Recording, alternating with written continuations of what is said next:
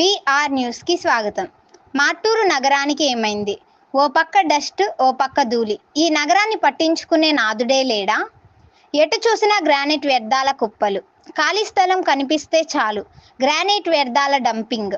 దుమ్ము ధూళితో ప్రజల సహజీవనం. గ్రానైట్ అసోసియేషన్కు బాధ్యత లేదా అని ప్రశ్నిస్తున్న ప్రజలు. మండల కేంద్రం మాటూరుతో పాటు మరికొన్ని గ్రామాలు గ్రానైట్ వ్యర్థాలు, వాటి నుండి వచ్చే దుమ్ము ధూళితో సంవత్సరాల తరబడి సహజీవనం సాగిస్తున్నారు. అధికారులు నిమ్మకు నీరెత్తినట్లు వ్యవహరిస్తూ ఉండడంతో ప్రజల ఆరోగ్యంతో గ్రానైట్ వ్యాపారులు చెలగాటం ఆడుతున్నా పట్టించుకునే నాదుడే కరువయ్యాడు.